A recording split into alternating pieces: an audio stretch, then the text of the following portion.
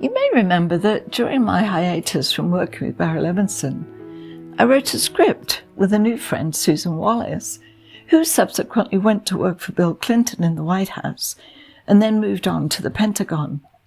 Unfortunately, even though we were very close for a year or so, once she joined the Washington set, we lost touch. You know, there's a saying that people come into our lives for a reason, a season, or a lifetime. And I've certainly found this to be true in my life.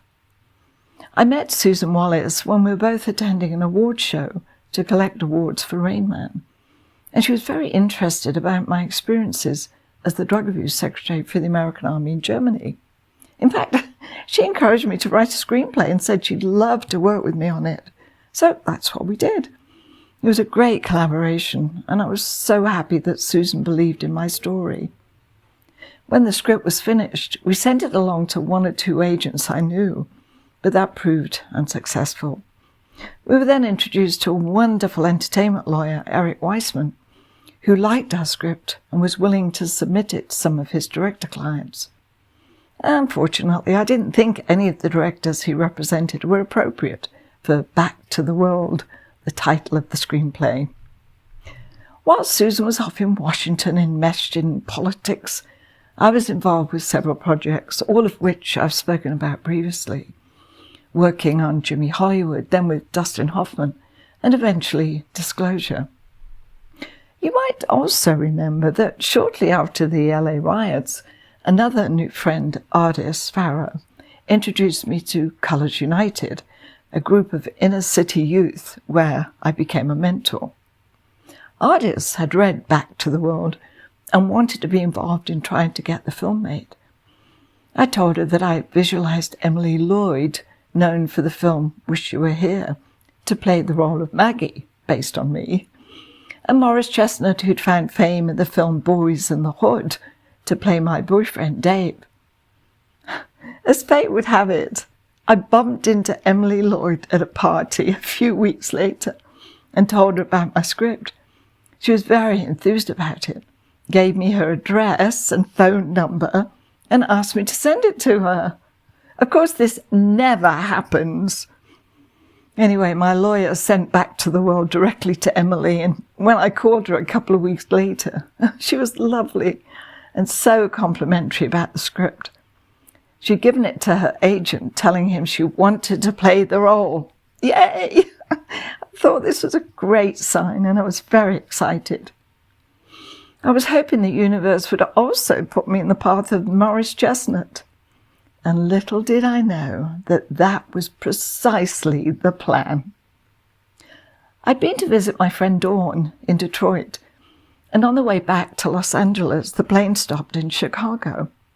I can't remember all the details, except there was a mix-up and the connecting plane to LA had been overbooked.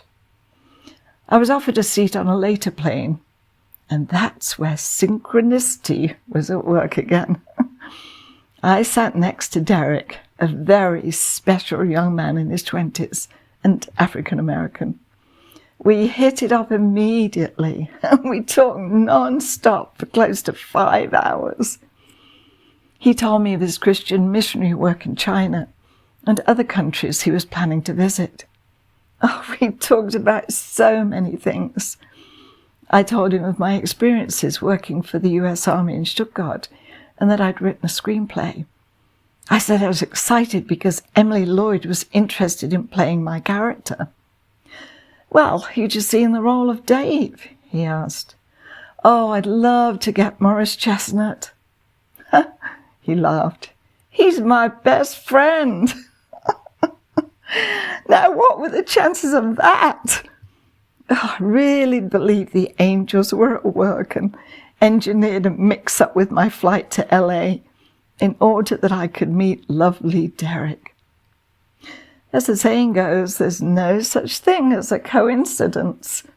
It's really a God-incidence, meant to be.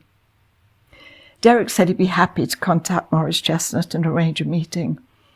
And true to his word, a few weeks later, Morris and Derek picked me up in Morris's red BMW, and he drove us to an Italian restaurant in Pasadena. This is when I had an idea of what it was like being black.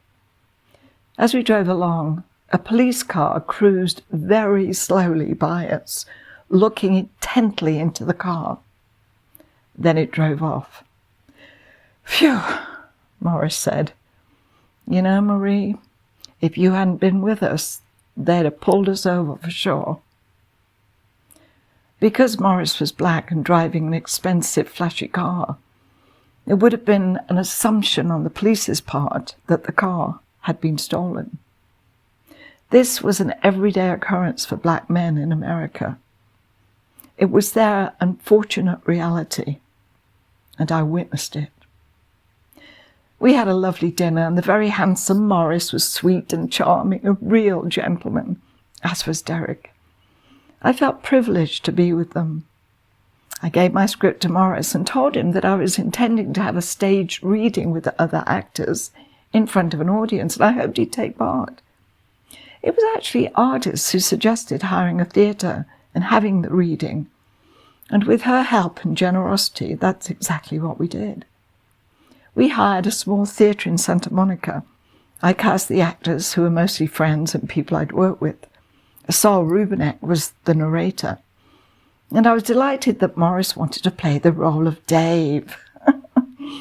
Faye Masterson, who'd recently appeared in Mel Gibson's film The Man Without a Face, played my character. Ardis and I invited an audience of mostly friends and supporters to attend the reading and handed out feedback forms. Then we had drinks and food in the courtyard of the theatre afterwards. Oh, it all went extremely well, and we got encouraging and very constructive comments from the audience.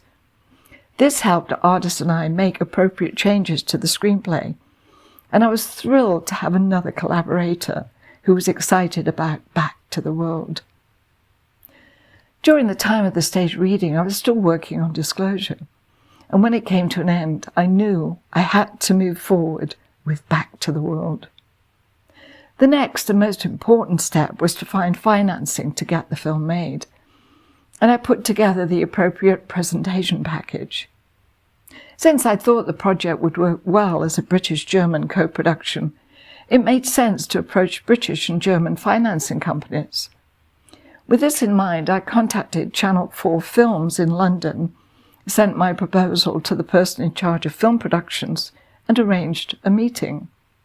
Then, with the help of Eric Weissman, my lawyer, I made contact with several companies in Munich and Berlin, including Berliner Bank, and sent my proposal and received positive feedback. It was so great. All I needed to do next was make my travel plans. My German friend Angelica, remember her? Donald Sutherland's #1 fan.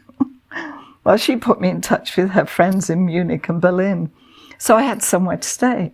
I also had a friend I could stay with in London, so no problem there. The guy at Channel 4 Films was most encouraging and said he liked the script. I told him I was approaching several German financing companies, and he said that if they were willing to finance half of the budget, Channel 4 Films would meet it. Oh, this all sounded too good to be true. Well, you know what they say. If it sounds too good to be true, it usually is. But at the time, I was excited and encouraged to forge ahead. I honestly can't remember a lot about my time in Berlin and Munich and the financing people I met. Frankly, it's all a bit of a blur. I do recall that they seemed interested and were encouraging, but not exactly willing to commit until I already had some money in place, or at least a big star attached. It was a catch-22 situation. But this is always the way when trying to get a film made. Of course, it was fascinating being in Berlin, and Angelica's friend Gunther, who I stayed with, gave me a tour of the city. He took me to the Brandenburg Gate and then to the iconic Berlin Wall, which was demolished 6 years earlier. Some of it that was still there and was full of amazing graffiti. Wonderful artwork, really. It was incredible.